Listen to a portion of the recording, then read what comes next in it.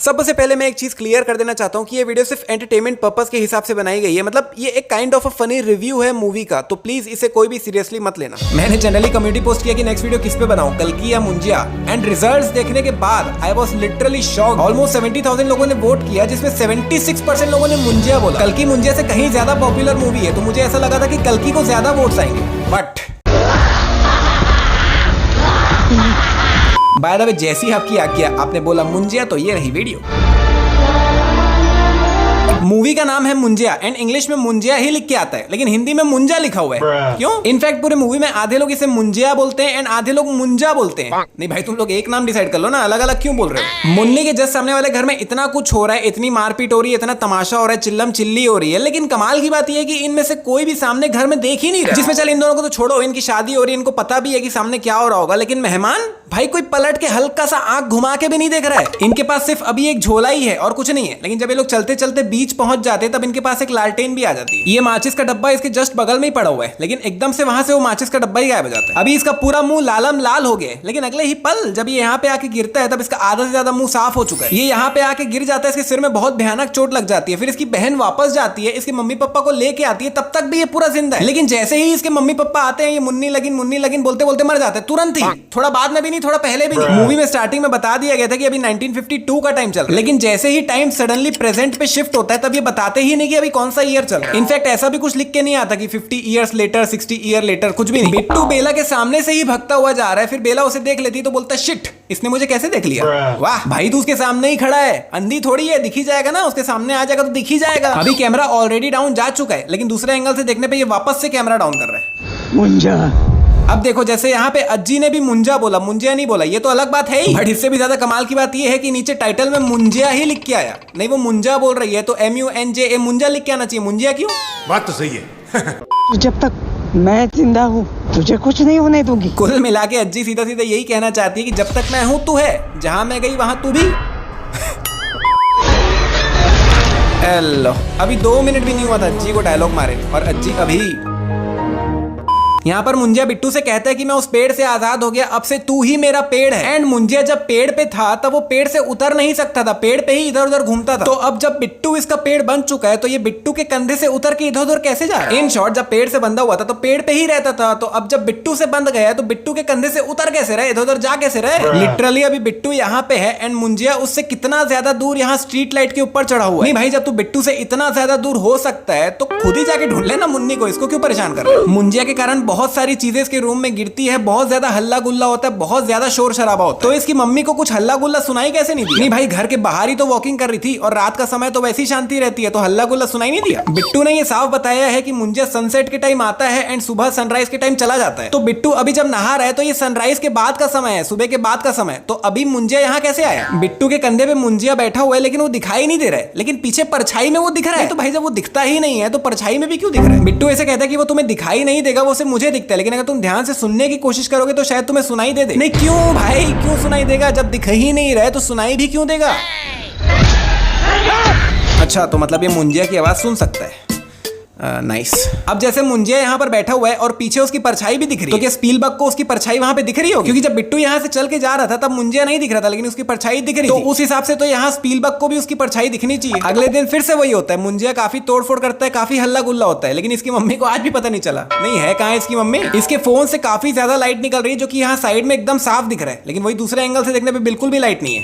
अरे ओ मुंजिया भाई, ओ कहाँ जा रहा है? तेरा पेड़ पीछे रह गया, वर्ल्ड टूर करने निकला है क्या बिना बिट्टू के? इसका फोन इसके लेफ्ट पे पड़ा हुआ है, लेकिन वही दूसरे एंगल से देखने पे राइट पे आ जाता है। ये मजिशियन इन्हें बताता है कि मैं बहुत बिजी आदमी हूं, मैं एक्स्ट्रा मीटिंग्स के प्राइवेट मीटिंग्स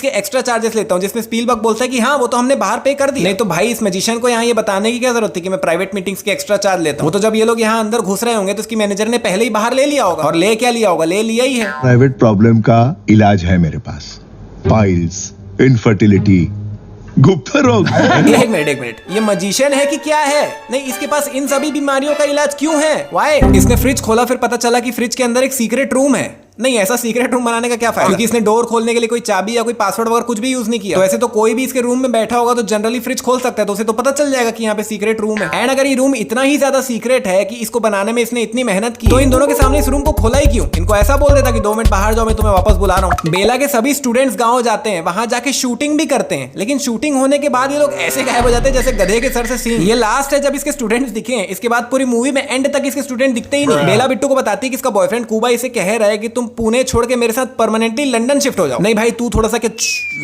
बेवकूफ है क्या? बेला ने जस्ट अभी इतना बड़ा इन्वेस्टमेंट किया है, इतना बड़ा क्लास पुणे में खोला है, तो इतना कुछ होने के बाद ये बेला को परमानेंटली लंदन शिफ्ट होने के लिए बोल भी कैसे सकता है भाई? बोलना ही था तो पहले बोलता। अभी यहाँ पीछे कोई भी नहीं खड़ा हुआ है, इनफैक्ट बेला पलट के उसी तरफ देख रही है, तब भी कूबा नहीं खड़ा हुआ है, लेकिन सडनली ये कहां से प्रकट हो जाता है पता नहीं। कूबा बुके एंड चॉकलेट लाया होता है, जिसमें ये चॉकलेट इसे पकड़ा देता है और बोलता है 2 मिनट पकड़ो इसे। एंड लास्ट में जब सब कुछ हो जाता है तब इसे बोलता है कि जाके इसे सब में बांट देना। नहीं तो 1 मिनट, ये चॉकलेट्स बेला के लिए नहीं थे क्या? मुझे तो लगा था बेला के लिए लाया। स्पीलबर्ग जब इसे ट्राई करता है तब एकदम करंट सा लगता है, लेकिन वही सेम चीज जब बेला ट्राई करती है तब इसका रिएक्शन एकदम नॉर्मल सा आता है, जिसमें बिट्टू इसे ऐसे ही कह देता है कि ये गांव का नारियल पानी तो स्पेशल है, तो ये इसकी बात मान के इसे लिटरली नारियल पानी समझ के पीने भी लग जाती है। नहीं, जैसा स्पीलबर्ग का रिएक्शन आया था, बेला को यकीन तो बिल्कुल नहीं करना चाहिए था कि इसके अंदर नारियल पानी। बेला एकदम सेम टू सेम साइन अपने फोरहेड पे बना लेती है। नहीं, कैसे बनाई भाई? नहीं, ये ऑलरेडी नशे में है तो अपने माथे पे ये निशान बनाने के लिए बिट्टू का खून कहां से लाई? क्योंकि मूवी में साफ बताया गया है कि मुंजिया के खाली फैमिली वालों का खून ही वर्क करता है, दूसरों का खून वर्क नहीं करता। तो ऑब्वियस सी बात है, अगर इसने अपने माथे पे ये बनाया हुआ है, इसका मतलब इसने बिट्टू का खून यूज किया है। लेकिन कहां से लाई भाई? एंड एक बार को ये सब साइड ही हटा दो, इतने नशे में इसने इतना सब कुछ इतना परफेक्टली कैसे किया?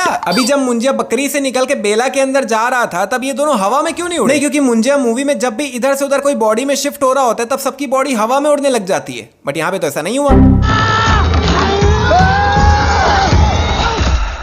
मुंजिया जो कि इतना ज्यादा पावरफुल है, लिटरली इतना सा गिरने से बेहोश हो गया। नहीं गजब, इसे जब इन लोगों के साथ होना चाहिए था तब यहाँ पे टाइम पास कर रहा था, और अब जब सब कुछ खराब हो चुका है, बेड़ागर खो चुका है, तब बोल रहा है कि रुको मैं आ रहा हूँ तुम्हारे पास। वाह, थैंक यू, आपका ये उपकार जिंदगी भर याद रहेगा मुझे। बेला बेला यहाँ पे बेला बकरी बन गई है तो बेला बेला कर रही है, जबकि इसे बिट्टू बिट्टू करना चाहिए था। नहीं, जब कोई आदमी खतरे में होता है तो दूसरे का नाम चिल्लाता है ना, अपना नाम कौन चिल्लाता है? यहाँ पे मुंजिया जैसे तैसे करके रुक्कू को अपने जाल में फंसा लेता है, देन सिर्फ रुक्कू के चिल्लाने की आवाज आती है। फिर नेक्स्ट सीन में सिर्फ मुंजिया उर्फ बेला को ही दिखाया जाता है, रुक्कू कहाँ गई पता ही नहीं चला। And by the way Munjya ने रुक्कू को जैसे तैसे करके सर्कल के अंदर तो ले आया था, एंड नेक्स्ट सीन में मुंजिया को सर्कल के बाहर दिखाया जाता है। नहीं, लेकिन सर्कल से बाहर कैसे निकला?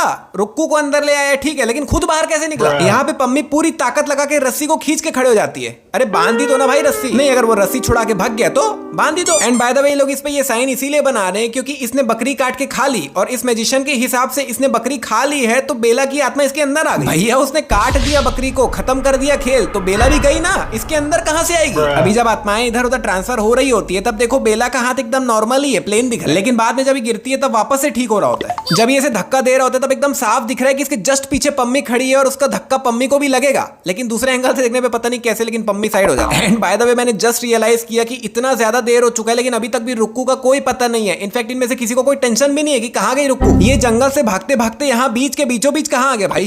मैंने अपनी वीडियोस में अनगिनत बार बोला है और आज फिर से बोल रहा हूँ, मुझे इस चीज का लॉजिक बिल्कुल समझ नहीं आता। नहीं, किसी इंसान को पीछे से इस तरह से पकड़ने का क्या मतलब? कोई मतलब नहीं बनता इसका। और ऐसा करने से हर बार क्या होता है पता है? ये तो होना ही था।